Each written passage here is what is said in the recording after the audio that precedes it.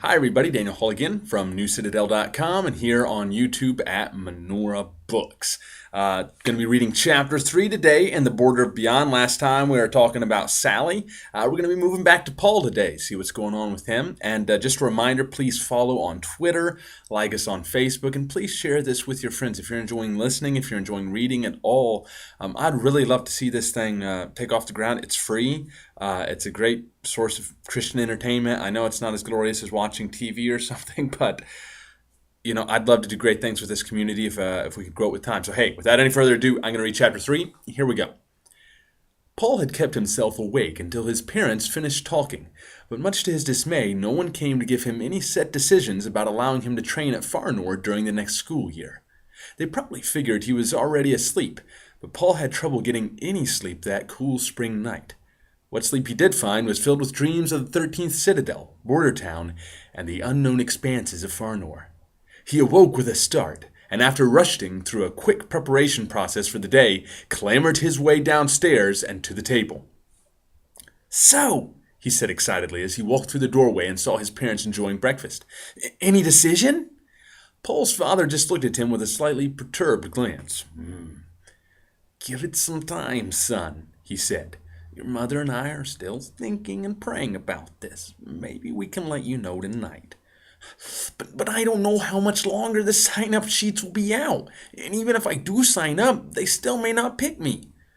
"Well, they'll just have to wait," Paul's mother interjected, still with a manly voice. "We know this is important to you, Paul, but it is to us as well.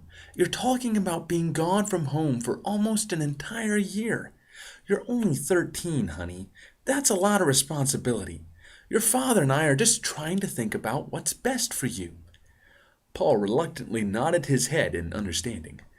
"I know," he said in a low tone. "I just really want to go. I could complete my architectural training and learn to be a Minoran warrior."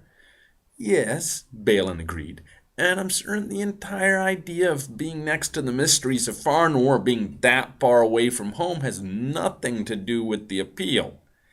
Paul's dad gave him a wink. I'm terrible at winking, by the way. A wink, which indicated he was on to the boy's more curious nature. It was true. Not only was Bordertown an amazing opportunity for Paul's education, it was also the chance to be out on his own without really being out on his own. And being next to Far Nord was just a perk on top of that. When he really thought about it, he got so excited that he could hardly contain himself. And the suspense of not knowing whether he could sign up or not was killing him. That was the catch. Even if he did sign up to go, there were thousands of other teen boys and girls all across Menorah doing exactly the same thing. And only a very lucky few would actually get to go. Still, to have a chance would be better than nothing. "I suppose it does," Paul finally admitted. "But it would be so great." "Or you could not like it," Paul's mom admonished. "There are no guarantees. Remember Saren a few years ago? He thought he would love being at the outer citadel near the Hall of the Aged, and he came home only a month after leaving. Sounds like he had a pretty bad time while he was there, too." "I know, but I really don't think that's going to happen at Bordertown. Saren explained all that, and it was a totally different situation." "You think," Paul's dad corrected, "but it could end up being exactly the same type of thing. That's exactly why your mother and I want to think it over too, son.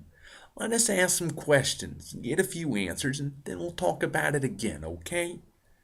Paul knew his parents were right. There was actually a lot he didn't know about Bordertown. He could arrive and absolutely hate it. But he just had this feeling about Bordertown, that it would change his life completely, and that it would give him the opportunity to fulfill all of his wildest dreams. Still, he couldn't base a decision just on feelings. And as a 13-year-old boy, he knew in his heart that his parents were much, much wiser than he was. And so, a bit impatiently, he would continue to wait.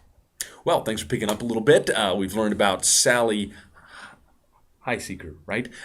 Sorry, the name kind of escaped my mind for a second, but we've been talking about Paul, and we've got some more characters and themes to be introduced to, but I hope that you'll stay right here on Menorah Books. Please subscribe to the channel. Again, links in the description on how to like us on Twitter, follow on Twitter, like on Facebook, all of that. And please, please, please, if you enjoy this at all, keep watching and share it with your friends on Facebook. You can share this. It's easy. There are buttons right below. Use them. Thank you, and until next time, be safe. Do not do anything overly dangerous, and have a good time. See you all later.